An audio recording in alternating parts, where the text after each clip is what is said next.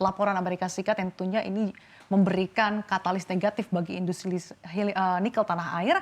Ini kan juga dikatakan sejumlah negara-negara seperti Afrika, kita tahu bahwa sejumlah negara-negara tersebut, Kongo, kemudian Zimbabwe memiliki bisa dikatakan potensi mineral yang cukup besar. Bagaimana Anda melihat tudingan-tudingan ini juga menyertai negara-negara Afrika?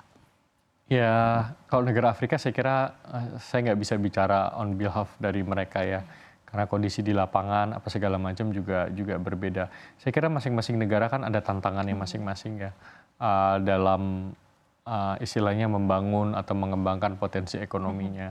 Tapi kalau kita lihat memang ya report-report yang diterbitkan oleh Department of Labor ataupun dari lembaga-lembaga lain ya kalau memang ya mungkin kalau kami ngelihatnya ya ini feedback aja. Ya kalau memang ada yang benar berarti ini memang harus ada yang kita perbaiki.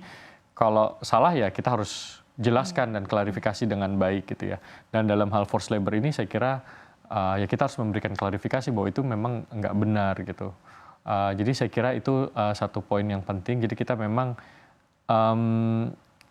ke depan kalau saya melihat hal-hal seperti ini akan makin sering, Mbak. Okay. Kenapa? Karena tahun lalu kita produksi nikel kita tuh sekitar 59% dari total permintaan dunia ya.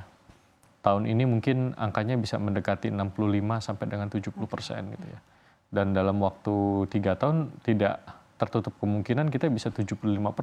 Oke, semakin meningkat. Semakin besar gitu ya. Dan itu ya pasti akan menimbulkan tadi banyak atensi. Jadi sebenarnya kalau kita ngomong OPEC nggak perlu OPEC. Ya. Kita sendiri pun sebenarnya udah bisa nih mengontrol harga nikel dunia. Tapi kan dengan kita tadi berkontribusi sampai dengan 70% ya kita juga ada tanggung jawab gitu kan. Kita nggak bisa semena-mena gitu mau bikin harganya tinggi ataupun bikin yang lainnya pada mati secara sengaja kan nggak bisa. Jadi saya kira ini nanti harus diimbangi dengan diplomasi yang baik ke Amerika, ke Uni Eropa, ke Tiongkok, Jepang, Korea Selatan gitu ya. Karena mereka-mereka inilah sebenarnya konsumen nikel yang paling besar gitu. Jadi saya kira hal-hal seperti ini menurut saya ini akan makin sering nanti serangan-serangan seperti ini ya. Karena kita juga kontrolnya makin besar gitu. Oke, lalu Pak, sikap apa atau mungkin langkah-langkah konkret apa yang akan dilakukan oleh pemerintah ke depannya jika memang terkait dengan tudingan-tudingan ini masih akan menjadi tantangan industri nikel tanah air, bahkan tadi ada potensi-potensi mineral lainnya, bahkan tadi garmen juga potensi ikut kena, seperti apa Pak Seto? Kalau saya lihat memang satu